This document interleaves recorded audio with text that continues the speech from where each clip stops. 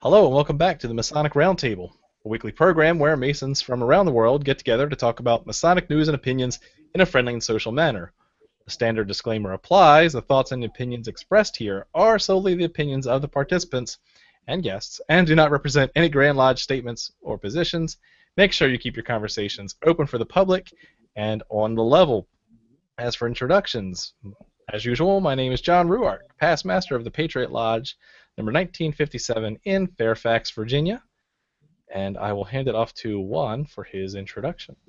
Hello everybody, Juan Sepulveda here from Orange Blossom Lodge, number 80 in Kissimmee, Florida, and the host of the Winding Stairs Freemasonry Podcast. Thank you, Juan. Jason, introduce yourself, please. Hey everybody, Jason Richards here, Senior Warden of Acacia Lodge number 16 in good old Clifton, Virginia. Thank you, Jason. And it gives me the distinct honor of distinctly to introduce a good friend and brother of mine, my brother Burx Norrod, who is the Junior Warden of Herndon Lodge number 264 in Herndon, Virginia. But unfortunately, you're not going to be able to make as many meetings as you used to. So what's been up with you lately? Well, first of all, hey, what's with John and Brother Jason and Brother Juan? I want to thank all three of you for having me on the show here today. And I want to thank the thousands of folks watching your show this evening, because it's only with viewers do this show exist, right? Mm-hmm. So, but what's happened here is a few weeks ago, I went ahead and came on out here to Boise, Idaho. I learned that it's not Boise. I learned it's Boise. Idaho, because Boise, Idaho. You know, and in search of new adventures, mainly of a relocation, and I've got myself tied in with a lodge already here in Idaho, and I've learned in a very short period of time is not the same as Virginia. But but the fantastic thing is there's a Masonic universality to everything, so so I can still relate. And you know, I thanks again for having me on the show. Sure, thanks. And I guess it'll be a little hard to make it to the rest of your stated meetings this year, right? But you still remain. Yeah, it would be a little difficult. You are Junior Warden for the rest of the year, right? For the rest of the year. And I heard on one of the webcasts, I don't know, I think it was the one earlier this month, where Brother Jason mentioned how he'll be piping in or Skyping into some lodge next month, I believe. Oh, yes. So I think that's very neat. Late June, I'll be Skyping into Waverly Lodge in Wisconsin, and I'll be giving my presentation on Noah and the influence of Noah on the craft degrees to that lodge. Awesome. And that was a fantastic presentation. I mean, that's one I heard at the Beehive Club right before I left. That was the last meeting I had before I left for Idaho. Well, okay, let's get right into Masonic news then. It's been a little light this week, so I wanted to reiterate some of the things we've talked about in the past. First and foremost, of course, is the 2016 Ultimate Freemasonic Survey. I'm not sure if Freemasonic is a word, but it is now. And for those who don't know, I'm an engineer. I like numbers, and I've put together a survey of the craft. I'd love your help, and I'd love for you to remove the selection bias that I have and share it with brothers that you know to help get us an understanding of what the demographics of the craft are. If you can, please take 10 minutes out of your life and fill out the survey at tinyurl.com/Masonic survey.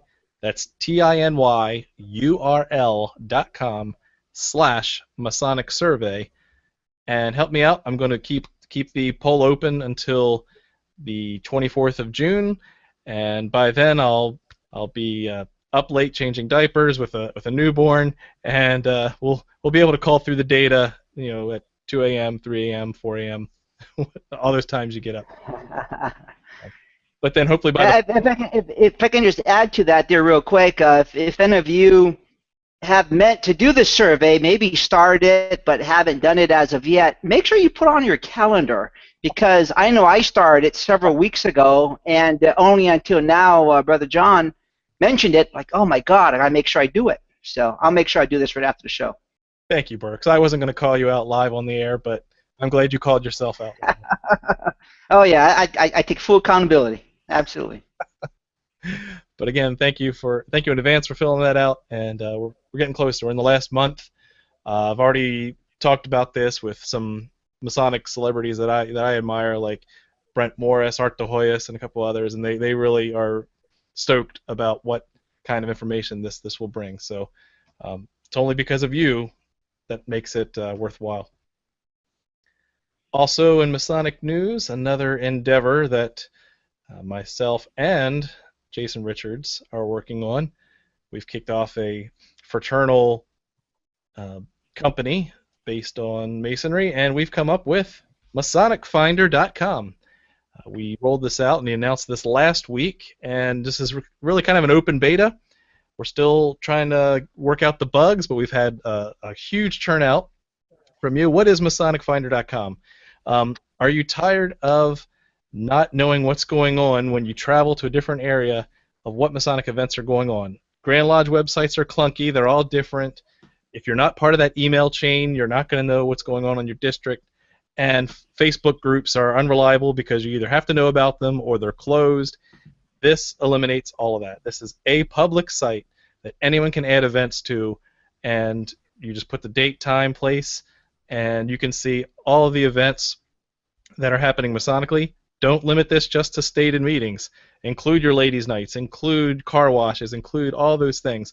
This is a great resource that's going to be freely available for you to post, share, and by the way, once you upload your information there, that you now have a permanent link that you can then share on Facebook and emails and all that. So everyone can come right back to Masonic Finder, right to your event, find out all the details in one place, see a map of it, see how much it costs and all that. So I think it's a great idea. Definitely check that out. Help us out. Again, we're still in an open beta, so some of the features may change over time, but that's why you want to get in now while the getting's good and try to get in, add your events. In the first week alone, we've had over 700 Masonic events added, and so it's only going to get better the more that we get to this. So thank you in advance for checking that out. Jason, anything else you want to add on that? Nope. At this point, we're really excited about this, but it's only as good as the data we get. So give us your events. It's a great way to publicize them. Again, we're doing this, for the low cost of free with some add-ons that are coming.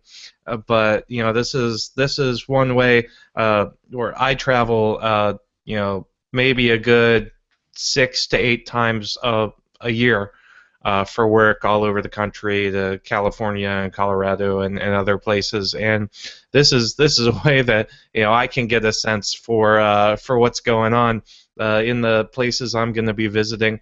And for those brethren who are either taking a vacation or traveling for business or just for the pleasure of it, it's going to be a really cool way to figure out what's going on in Masonry around the world, because we've got events in Australia that are up on here as well. So check it out. Add your own events. It's really cool. It's growing rapidly, and I can't wait to see it really take off. Great. Again, the URL is MasonicFinder.com. And the last but not least item we have, this was brought to us by Derek Wolf on Twitter, that this week the new Assassin's Creed film trailer was launched upon the world on a Jimmy Kimmel show, I believe. So for those who don't know, Assassin's Creed, the movie, is coming out this December based on the video game series by Ubisoft. And why is that Masonically relevant? Well, for any of you who've played at least one of the games, you'll quickly find out the common thread, the common enemy across all the series are the Templars. And so us Masons, with our Templar origins and history, we certainly like to see where this series is going to end. So if you want to see some Templars in a movie this winter, I've been hyped up for this for a while. I've been a fan of the series for a long time. And now that this is coming out this December 21st, I believe. Very excited to see where where the movie adaptation will take it. Who is that on? Oh, It's Michael Fassbender. oh yeah. Yeah. All right, I gotta look it. I'm excited about it. I'm brand new to the series, Oh, you. and I've I fight the urge to play it all the time. I honestly right now I'm to the point where I play it maybe once or twice a month, only because I gotta say I'm very proud of how strong I've been not to hop on that sucker every night. I started with Black Flag, and I've gone up through Syndicate so far. Oh, you missed the best ones. Eh. So now, instead of comic books, this is where I'm gonna have to school you guys because, yeah, the first one was okay for a groundbreaking one. The controls were clunky, but once it got to 2 and the series right after 2, great storyline, beautiful artwork, and really good history. I love that fiction history. I heard 3 was hit or miss, though. 3 was hit or miss. All right. Liked it. Some hated it. I thought it was okay. There is a movie of Assassin's Creed out already though. Look it up on Netflix. I started watching it. It has pretty cool graphics, but it's one of those that looks like straight to video. But it's up. Well, they did do a really good YouTube, like, they kind of did it as a mini-series, and then they stitched it all together in, like, this 20-minute film, and that was really well done. This was, like, 4 years ago, so it's good to finally see them go into post-production on something that's got more than $20K in the budget. Even if it features Magneto. Even if it features Magneto. All right. So we do not have Masonic Monday question On Tuesday. tonight. Jason, I'll spare you the sound effects. Yeah, Nick is unfortunately not able to join us tonight, so we will skip over that. And he was a little late in his duties getting out. He's had other things going on, so wish him the best as he deals with that. So let's get into the main topic tonight, which is the Beehive Club. And just as a quick introduction, and then I'll spin up Burx and let him go.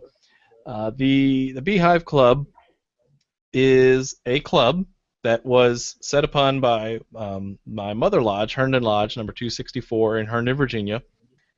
And without going into the history of it, which I think Burx will do a better job at me covering, the benefit of this thing is that it actually will let brethren take time aside from the stated meeting to cover Masonic education. And us being fans of Masonic education, we wanted to hear more about how this model could be used at other lodges to spark Masonic education. So with that, Burx, what is the Beehive Club and where did it come from? Let's make sure your IT's working. Oh, I think he's having some technical issues, of course. All right, so back a couple years ago, there was a past master of Herndon Lodge named Brother Dick Walk, and he was a fantastic proponent of Masonic education. He was one of the elders, really, of the lodge, and was just a really, really great person to know. Really, a great service to the craft.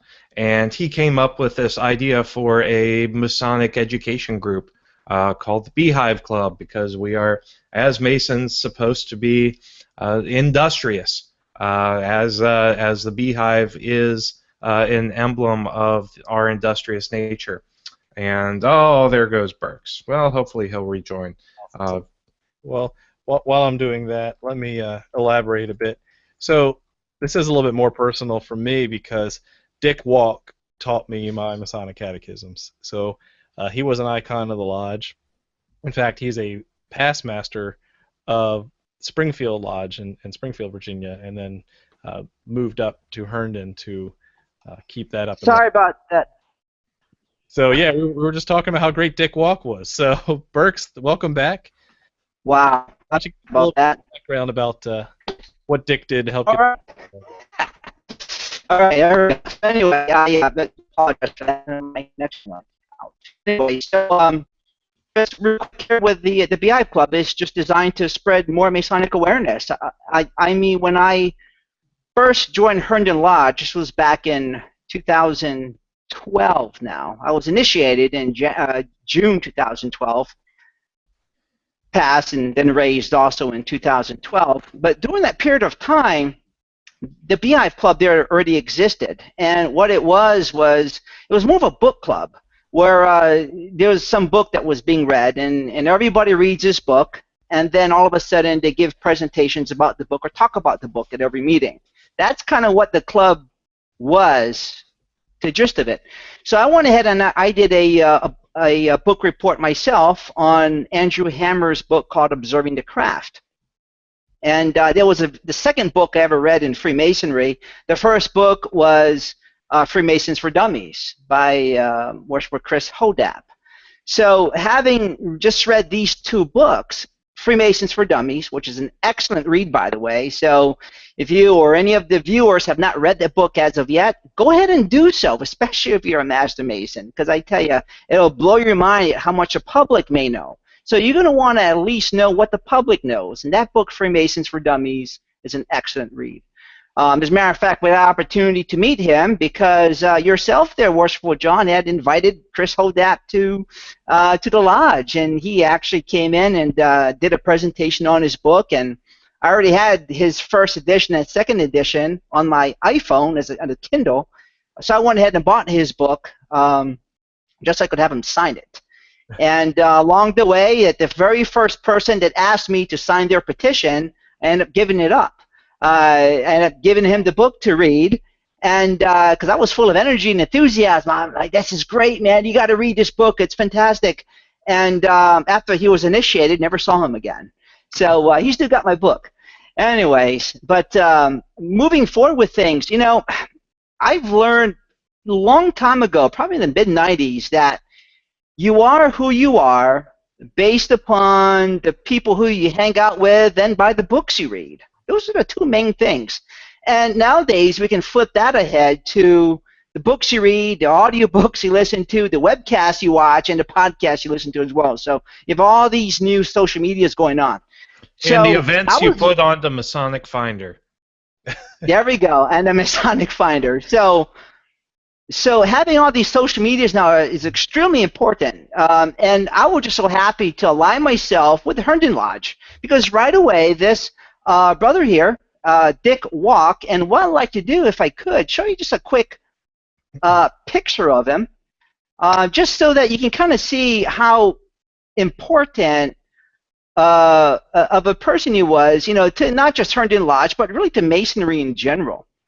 So I'm going to go ahead and share my screen here real quick. And if it's going to take too long, we'll just disregard with that. But Yeah, while you're getting that going, yeah, Dick Walk, again, a past master, but he definitely was an icon of the lodge and that icon of the district. A majority of the district is they learn their ritual and their catechism and their all there we go, this gentleman right here. From Dick. So he was kind of the grandfather of the district, and so I think every one of us has an icon or a brother like that, and so he was ours for District 4. Unfortunately, he's laid down his working tools, but he definitely started this thing called the Beehive Club, which is based on a similar kind of club that he did for Springfield Lodge. So what is the general purpose of the Beehive Club as he laid it out and where it's kind of matured to? Sure. So how it was laid out here is that there are several activities that are to be done, and I'm going to go ahead and read a few of these things off here. Because there are a few tenets, as you know, the tenets of Masonry is brotherly love, relief, and truth. And so he wanted to touch upon all these tenets. And so the qualification here is that we want to expose everybody to these tenets of Masonry. So, hey, look, if you did this and this and this, hey, you would have touched on the aspects of brotherly love. You do this and this, you figure out Masonic relief, and then you get to this and that, then all of a sudden now you're in a truth mode. And so to begin here, what we want to do is these activities, and one of them is always about doing a correspondence course from the Grand Lodge of Virginia. It's an education course. I went ahead and knocked that out. There's all 4 of them. I got that done probably in a month. And what are those? So, and that's yeah. And so what those do is that they help you to get through the Virginia's methodical digest. And what it is, it's all the laws. It's really the Masonic laws that surround Virginia's Masonry as it stands. What are the duties of this officer and that officer, and how things are laid up, and you know, when anything can happen, when a resolution can happen, and all those kinds of things. And that's extremely important, because if you ever want to progress more in the Masonry and get more involved with the lodge, you have to have a firm understanding of these topics. Another big one was to present the catechism, the questions and answers. Now, I've learned that the catechism here in Idaho is not called a catechism. I say the catechism. They say, what's that? And I say, well, that's the series of questions and answers that you go to. And I said, oh, that's called the sermons here. So here they give sermons, but in Virginia it's called catechisms, right? So that's another little difference. Interesting. So yeah, it's very interesting. Another big thing is a report on a Masonic book. I'm not talking about Dan Brown's book here. I'm talking about something, you know, a little more esoterical, or something more Masonic speaking. I mean, not one that's just referencing the beliefs and opinions of others, but with some more historical content, that sort of thing. So, like, for example, Freemasons for Dummies is a good thing. And then there are thoughts and opinions of other books, such as Observing the Craft, which gives Andrew Hammer's take his whole idea on what traditional observance was in Freemasonry, which I had no clue. But as an apprentice, I understood that because of the book that I read. So that's kind of my thought process along the line in Masonry. Right away, that's what my thought process was. So another topic would be to do a presentation on a Masonic symbol. Now, there are many, many symbols that surround Freemasonry, and what we do is we don't pick a symbol out of the air and say, hey, brother, do a topic on the 47th part of Euclid or something like that, right? It's just, no, pick a symbol that you know that you like, and then present it to the club.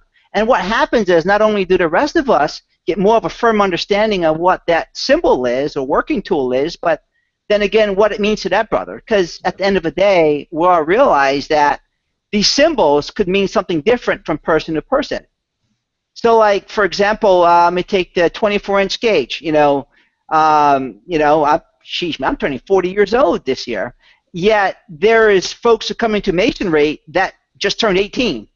So their life is a lot different than my life is at this moment, and so their restraints are going to be different than mine. So it's always great to be able to understand what those are from every point of person. Another topic would be on candidate investigations. We'd like to have a brother be a investigator to see what it's like to actually guard a West Gate. And that's one of the most important duties, I find, because all too often we're like, hey, you know what? Hey, the guy wants to join Freemasonry. Hey, we need the numbers. We need the dues. Hey, have him come on in. When you don't think about what his intentions are coming into it. So, and also at the end of the day, you'll find that during these candidate investigations, it's generally the same folks all the time doing it. So I really like to utilize the club, the Beehive Club, to get the folks of this club to become the industry, to become the workers of the lodge, and so to participate in activities such as this, so that this way everything flows well. A degree work. I'm always inducing everybody in the club to participate in either an apprentice, fellow crafter, master mason degree. Have a participation in it, because without participating in a specific degree, you don't really have a firm understanding of what it is until you actually do it. Because you can read something, but until you actually do it, do you really get the understanding? And then I also have someone come up with a research paper with references. And this is important. So a research paper is where someone has actually had to do some actual research, right? Not something he comes up with his own mind with. and then present it to the club, and it can be on any topic. For example, Brother Al Leathers, he just did one of these topics recently where he did his research paper on the tracing boards, the Master Mason tracing boards. And as a matter of fact, he had gone to the House of the Temple in D.C. to actually utilize the library there to do his research with. I thought that was pretty cool. Yeah, and I think what's great about that in particular is that it's definitely a much more casual atmosphere than, say, a lodge of research. Right? This is a club, and so it's a little bit easier to share ideas, kick back and forth, and learn rather than trying to get, a 20-page paper with all of your MLA, documented footnotes, and you really don't need to go to that level. The whole point is to really explore, learn some more about the craft, contribute, participate, and just kind of get involved. Yeah, and you know what? That's a great point there, John. We don't like to make things that difficult, that esoteric, that out of this world. And the reason is we want everybody to have a part in this. Like, doing the lodge, doing these Beehive Club meetings, I don't like to have the same person up there saying something all the time. I like to pick on different people all the time to do things. For example, I had, there was a Brother Anthony. He had just been initiated. And so I says, Brother Anthony, I need for you to do a presentation for the club. Pick something of Masonic importance that you find is the most important thing to you that you've discovered in a degree and a catechism that you're learning. And he came up with the penalties of the entered apprentice degree, mutilation as ritual and punishment throughout history. Whoa. So we sat there listening to his presentation, very elaborate on PowerPoint, and at the end of the presentation, I was like, wow, I mean, this just blew my mind. And I'm thinking, dude, you could have picked anything to talk about, and you want to talk about this stuff. But that's totally cool because we all got to see what this was and how things came to be and its esoterical content, why things are. And what moved him. And what moved him to go ahead and do it. Most important, what moved him to do it. So, like, the reason why, talking about a working tool or Masonic symbol is important for everybody because that's something everybody can do. You know what I mean? I mean, it just doesn't matter which degree you're in. You could be new. You could be a Master Mason for a long time. It doesn't matter what it is. Just to kind of go down a few other things here, I've had folks do presentations on the ancient landmarks of the order. I mean, you could simply talk about that because we know that's what you're entrusted with, but most folks don't know what they are as Masons. Let me see if I can help summarize. So what I've heard is that it's not just a research club, it's not just a book club, but it's also a way to get involved and an easy way to take young guys, young to Masonry, and find something for them to do, whether it's research or whether it's something else. But it does lend itself well into a calm social environment that makes it easy to kind of get your feet wet into that research. I wanted to let Juan and Jason jump in here for the couple questions they have because I'm biased. I thought it was great, so I want to let them jump in with some questions they had. I think the concept from the very moment I heard about it from you brothers, I thought, oh my God, that is right up my alley. I love that. And I could just imagine as I'm listening to Brother Burx there talking about the papers and specifically when he mentioned about the penalties paper. I bet you someone listening to this program is on the edge of their seat thinking, how do we do this? How do we get this started? And Brother Burx, if you could, pretend that you're explaining to someone who you invited. You invited a brother from another lodge to come and see the club, and he is nervous about it. He wants to know, it's like, what am I going to encounter when I go? Where am I going? How is the arrangement? How is it casual? Is it everybody in the lodge room, or are you meeting in a pub? Run us through how it looks visually and how the dynamic flows, the structure of it. Oh, sure thing. Thanks for the question, dear Brother Juan. Yeah, it's one of the things that I wrote down here to talk about so I don't forget, right? So anyway, a new brother coming to lodge, he's like, what's going on? What am I doing here, right? There are 4 reasons why someone joined Freemasonry in the first place. One, they're doing it because the main reason is because they're doing it because of a family tradition of some kind. Their dad, their uncle, their grandfather, or somebody or other in their family was a Mason. That's why they want to join Masonry, to discover that. Second one, they're doing it for some business use to get more business somehow. Some business networking group. Third main reason, a lot of folks are joining it for more of they need more friends. I mean, that's what it is. They want to join something, and along comes Freemasonry. I mean, it could have been the Elks or the Eagles or the Moose Club, but yet one of their buddies was a Mason, and they joined Freemasonry to expand their social spheres. But the fourth reason why a lot of folks join Masonry is because they're interested in that the philosophical, the mystical aspects of the craft. For example, for myself, I joined Masonry because my dad was a conspiracy theorist when I was growing up, and I kind of want to see what's going on behind closed doors, right? So, and to my surprise, it wasn't as what the conspiracy theorists said. So for me to talk with a new Mason coming to Masonry, and all of a sudden getting exposed to the Beehive Club, well, what is this? What are you guys doing here? Well, as we know, in a Masonic lodge, we have meetings and this sort of thing. And, there's only so much time in a day to have a meeting, so many days of the week, a month to do something. And most lodges only meet once a month. And the meeting is probably going to last about an hour and a half long, tops. And so within an hour and a half, there's probably going to be about 30 minutes of educational content, maybe, right? So, so maybe. But, so that's where the Beehive Club comes in. I mean, we're just fortunate at Herndon Lodge to have 2 stated meetings a month. The first meeting of the month, the first Monday, is where it's a business meeting. The third Monday of the month is where we have the Beehive Club. It starts promptly at 6 o'clock, and we end right at 7:10. The reason why I say promptly, because if you're there, you're there. If you're not, you're not.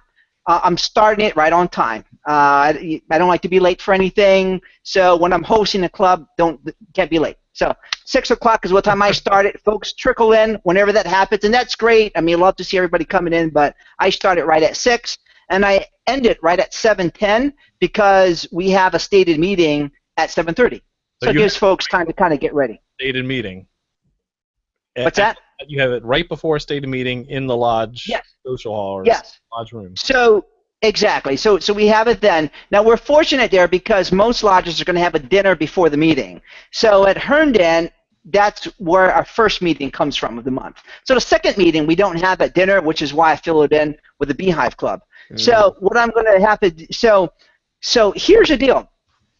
A lot of folks want to go ahead and do this. I hear it all too often from a lot of brothers, a lot of lodgers I've talked to. They says, hey, Brother Burx, how did you do the Beehive Club? Can you help us do it? And I'm like, yes, absolutely, I'd love to. And here's how you do it. Number 1. And guess what? Number 1 never gets done. That's just what it is. So let me just kind of tell you, for everybody watching this show here, that's probably 8,000 folks listening, but if you want to have a Beehive Club in your lodge to really help expand this Masonic education versus, doing what we're doing here on the webcast is fantastic. But sometimes actually meeting together in the lodge and having personal, in-person, in the flesh conversations, that could mean a lot as well. So very first thing, how does someone start a Beehive Club? And the reason why I'm talking about this now is because I'm going through this process now as well, being that I'm in Idaho, going to start a Beehive Club here. That's so awesome. the very first thing you do is you have to have, anybody watching this, you got to write this stuff down. There has to be one person, at least one, to dedicate the time and energy to do this, that wants to do this. So many folks want to do it, but yet they're not willing to dedicate the time and energy. And the reason why I say time and energy is because when that meeting happens, you got to be there. I mean, no matter what, the traffic, I mean, if you're working, you got to leave early. I mean, there are some sacrifices involved to start things on time, like we're doing the show here tonight. I mean, Brother Juan, you're doing this thing, and everyone's doing something else, but you got to put that aside to start it on time because that's what the viewers and the audience are expecting. Because if you don't start on time, eventually interest starts to drift away. So having somebody, first and foremost, to dedicate the time and energy to do this. So that's the biggest thing right there. Second thing is once you figured out who that person's going to be, is you have to now have the logistics for that. Where are we going to meet? What time we're going to meet? What specific day of the month would be ideal? What specific? Because you want to be specific. You don't want to be, okay, we're going to meet 8 o'clock this week and 6 o'clock on next week, Thursday. You know, hey, you got to be consistent. At Herndon, we're at the third Monday of the month, starting right at 6 o'clock. That's it. We know third Monday, 6 o'clock. Now, So having a Worshipful Master's yes. blessing on this? Yeah, you know, so I think I probably did it first and then asked him later. So, but he just thought it was a good idea because I had already done it, right? So, I'm like, oh, okay, well, I mean, I guess it doesn't conflict with anything. But it's always a good idea to ask for permission, right? Because you want to make sure there's no conflict of folks using the lodge beforehand or anything. It's pretty important, right? So the logistics is where are you going to have it at and day of time, right? So a lodge will be ideal.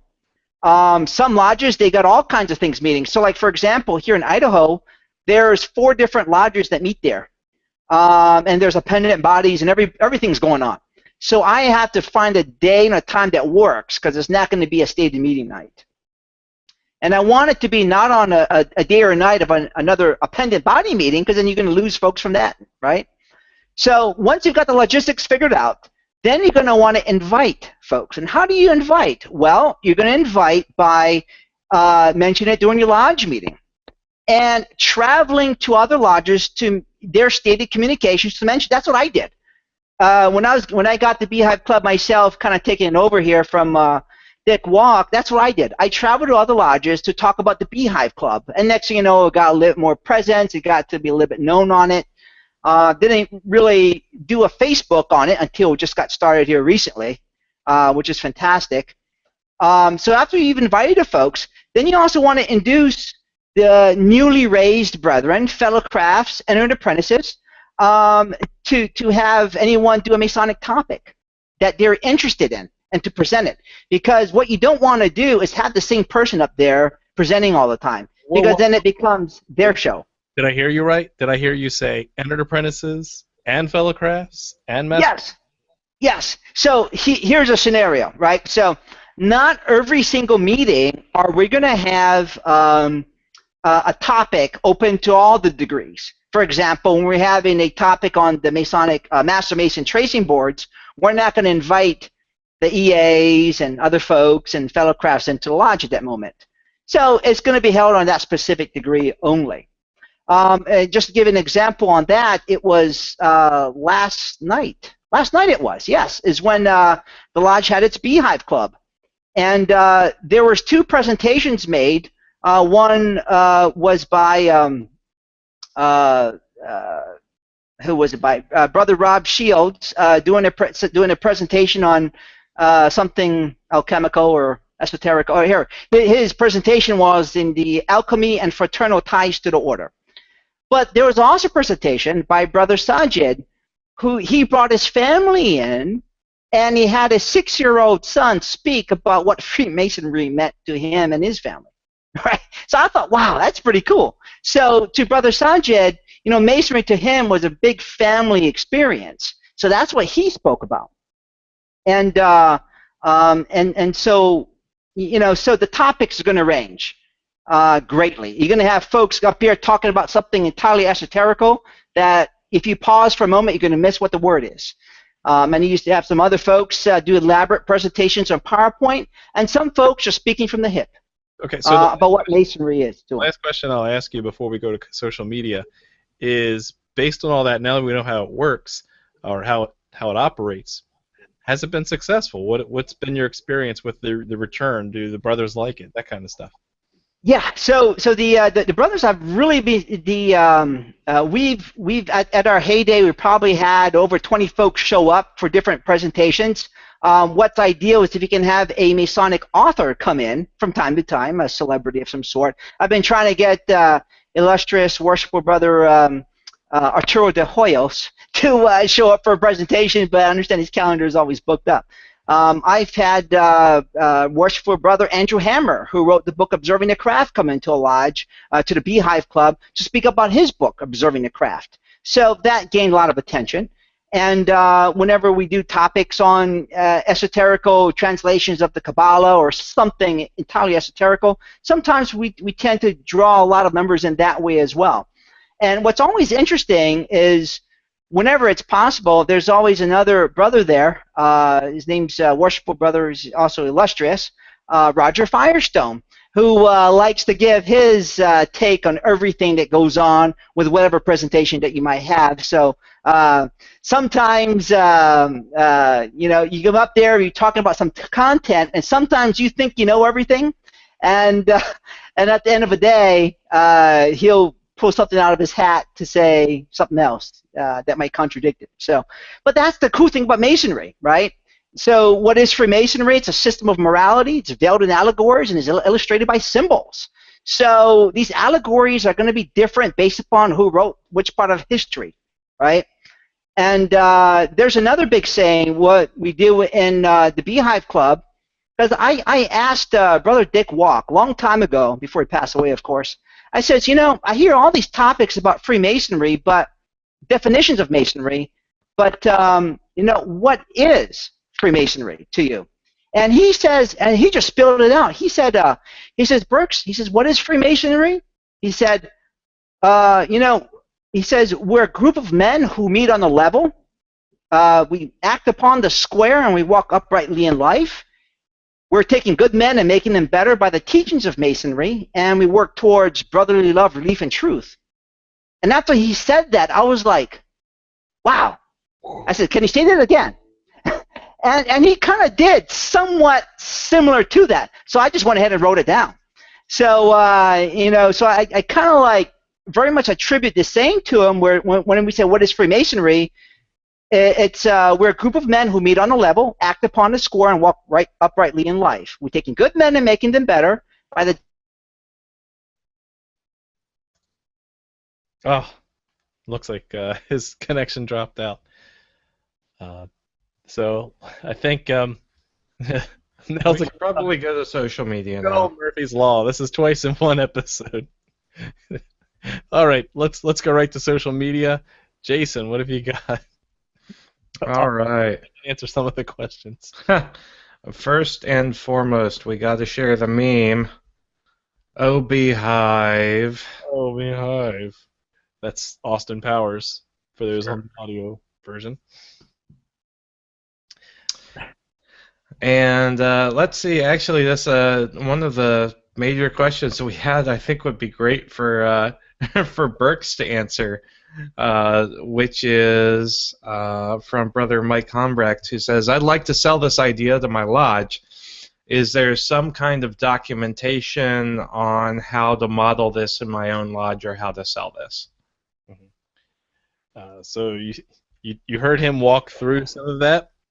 I think it would be valuable to kind of lay out what the intention is, how it operates. So you've heard a little bit of how it operates. I think it would not be hard to package that together.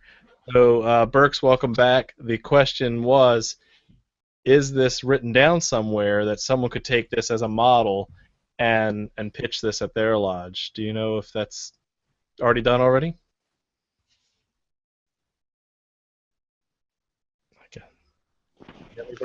I'm sorry about that, brothers. Okay.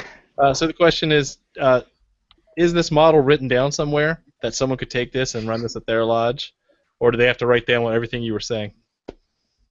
You know what? When I said here, there's only three main things, if you notice, right? One, somebody has to take responsibility for doing this, right? So, like, that's the biggest thing. One person has to take the initiative, to go out and do this. Because what you're going to find is so many folks want to show up for events, but yet not everybody is jumping to go ahead and do it, right? To organize this. Yeah. So that's the biggest thing right there. That's the biggest challenge for doing. That's the only thing that's going to stop any lodge getting this done is the initiative of one person doing it. Now, everyone's got this thing called the cable toe of time and all these kinds. It's totally understandable, but you have to find someone who's willing to take the time out of the day or a month or whatever it is to go ahead and actually do this. So that's the first thing. The second thing is the logistics, right? Find a day, time, specific day and time. Don't change it. Have it to be exact every single time. And then the third thing is then you're inviting folks, right? Social media is a great way, lodge visitations, that sort of thing. Hey, simply getting the word out. Like, for example, here, simply being on the Masonic Roundtable. Now, at least 8,000 more viewers know a little bit more about what the Beehive Club is. And as a matter of fact, I told Brother Al Leathers, who's taking over for me now at the Beehive Club, I thought, hey, look, it's a big responsibility. Because sometimes you might have one person already with the big presentation planned. But guess what? For some reason or other, oops, brother, I'm sorry, I can't make it, right? Because I'm sick or something or other happened. And all of a sudden, now you're going to pull a topic out of your hat, right? So what I like to do, if that ever happens to anybody, or if you want something to talk about, simply go to Facebook, and if you're friends with Brother Arturo de Hoyos, go ahead and pull up any one of his articles or topics he's talking about, because that's what I use. And that's what I've been using as a topic to speak about with the Beehive Club. Sometimes when I just run out of gas or something to talk about. But another one big thing I've really been encouraging folks to do, more and more folks to do, I know Brother Al Leathers has done it, is to take this course that the Scottish Rite has put together. It's called the Master Craftsman's Course. And a lot of folks think that the Master Craftsman's Course is something that's just for Scottish Rite Masons only, once you get to that area. Not true, because the very first course of the Master Craftsman's Course covers the evolving symbolisms of the Blue Lodge. So if you really want to get a handle on understanding the ritual, its history, where it's coming from, and all those kinds of things, doing the course, the Master Craftsman's Course, it's a fantastic way to get going.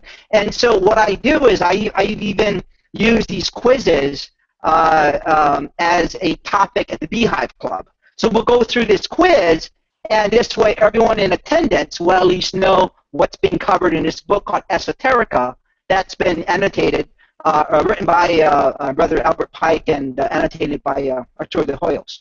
So, there's so many topics out there to speak about. But, starting with the very first thing, having a brother who is willing to dedicate the time. Second, having the logistics for it. And the third, invite. And so not only do you invite, but you've got to get the folks involved. Because if you have them there and they don't do anything, and you don't ask them to do anything, a lot of folks will just sit there. But if you ask them to do something, guess what? People are like, sure, I could do something. And next thing you know, they're doing a presentation. And a lot of these folks just silent, because you have folks like yourself doing a presentation on a circumpunct. Or Brother Jason talking about the Noah, and it's, or Brother Jason talking about the alchemy or something to that effect, something entirely esoterical. So some of the brothers sit back on the sidelines to be like, oh my God, I know nothing of this stuff. So they don't want to say nothing. Right. So, but when you pick somebody out of the group, hey, look, brother, say something for 5 or 7 minutes. That's all I need to say, right? You don't know what to talk about? Talk about why you joined Masonry in the first place. Because guess what? That'll happen. There we go. Something simple. It'll give the rest of us something to talk about for the entire meeting, which I tell you, it goes by like that. I mean, an hour and a half, hour and 10 minutes goes by like nobody's business. Awesome. Well, let's start wrapping things up now. I want to make sure we get a chance for our final thoughts and shameless plugs. And so, good feedback on how to set that up and then some of the social media questions. Let's go to Juan for his final thoughts. What did you think, Juan? Do you think this is a viable model that could be used elsewhere? Love it. If anybody thought, oh, I wish this happened in my lodge, make it happen. Be that person that takes the initiative and makes it happen. I wish I could do it in my lodge, but I just can't do the logistics of it. I just can't commit to doing it. I know I'm not going to be there every time, which is a shame, but this is something I would definitely enjoy doing. You've got other things on your plate. Just by doing this Masonic Roundtable, it shows, that you've got your dedication to the craft. So you got to let someone else do the Beehive Club. Yeah, that's true. But I really appreciate, the inspiration, and I really hope that brothers take this and run. And if you do, share with us the steps that you do. For the brothers that are listening or watching, if you feel the desire to start a club in your lodge, let us know about the process. Go to the MasonicRoundtable.com or go to our Facebook page and let us know. I listened to the show. I was inspired. I started in my lodge. Here's how it's going. Such and such person is talking about this. And that way you will also be contributing to the inspiration of other brothers and their contributions to their lodge. Brother Burx, thank you very much. I really enjoyed the explanation of the idea, and I can't say I hope people find inspiration in it. I know there's going to be brothers that are going to listen to this, and they're going to take the initiative and start it in their own lodges. So yeah, and that's a fantastic thing there, Brother Juan. I mean, the one thing I don't want to do is have a specific system set up, because it was kind of set up that way in the beginning, where we started having dues and officers and who's a junior warden and who's a senior warden and who's the secretary and minutes and all these kinds of things. I'm like, oh my God, that's too much work. I just did away with all that stuff. I'm like, you know what, man? I just want to have a normal conversation. No minutes. No minutes. Yeah. Well, you see, I disagree. You should have kept the minutes. I mean, there's nothing better. You can keep minutes. You're just not allowed to read them. Yeah. And it's making me think of another project that I'm working on, and I've talked about it before. I started a program called Applied Freemasonry, and it is in a way to help fill the gap between the brothers that are going to lodge and they're just sitting through the minutes and not getting a lot out of the actual meetings. I put together this program, and I have brothers from different countries. I have brothers in the I can't disclose some of the some of the places, but I know I have a brother from Ireland. I have brothers in Canada and the U.S. and we're getting together and really going through the mentorship experience as it applies to the 21st century. It's like we are here sitting across countries, and we are having a deep conversation about the real application to our lives of the lessons we learned in Masonry. And 2 weeks in, it has been very, very fulfilling. So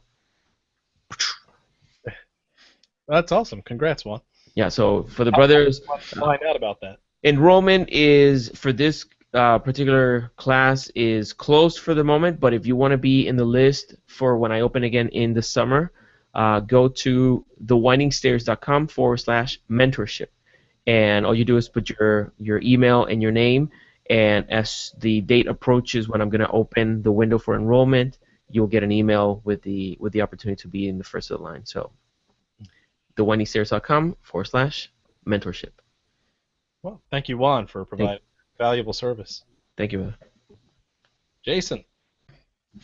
Hey everybody, yeah, Brother Burx, thanks so much for coming on and sharing your knowledge on how you shepherded this club into the greatness that it is today. It is a jewel of our district, if not the grand jurisdiction, frankly. It's bringing Masonic education to those who hunger for it in really one of the best ways possible, just in an open forum where you just have brothers sitting down and discussing things. It's kind of the epitome of tavern masonry without the alcohol. And I just I can't thank you enough for taking that mantle on while you were at Herndon before you moved out to Boise. Boise, there you go. Boise, yes. So for those of you watching, it's a big endeavor and it takes commitment, but the commitment's worth it. If you can commit to running the logistics for that and getting the speakers, it's a great time, and you'll find that you get so much more out of it than you put into it just getting the speakers together. There is so much to be gained by having just an open forum for Masonic education, discourse, and discussion. So if you're thinking that you'd like a little more education in Lodge, this is one way to do that. There are other ways, but this is a way that we found in District 4 to that has paid dividends so far for our Masonic brethren in the district. So, brethren and friends, thank you so much for watching the Masonic Roundtable. Thanks so much for sticking with us month after month. We'd like to hear about what you want to talk about, so send us an email at www.themasonicroundtable.com. That's our website, and then also themasonicroundtable@gmail.com. That's our email address. And tell us what you'd like to hear about, and give us some good topics. We've still got plenty to choose from, but we're interested in talking about what you want to hear about. So with that, John, I'll give it back to you and Burx. Thank you, Jason. Burks, do you just have any closing statement? Yeah, so Worshipful John, if I would, let me just share with all your viewers here the logo that was created by one of our club members, Brother Martin. So he incidentally is an illustrator. So I'm going to go and share my screen here so everybody can see what the club logo looks like. Can everybody see that? Look at that. Beautiful, huh? So there were actually 5 different logo templates he came up with, and you know, hey, as a democratic club, there we all kind of voted on this particular one.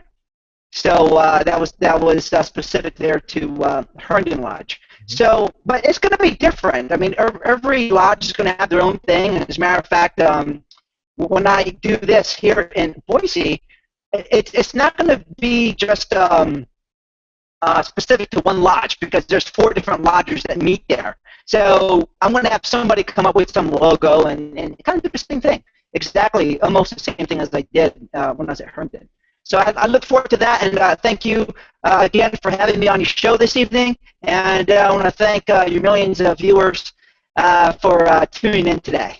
Good. And I'm sure some folks would be watching it tomorrow and that sort of thing, because I know on the East Coast it's like 11 o'clock now.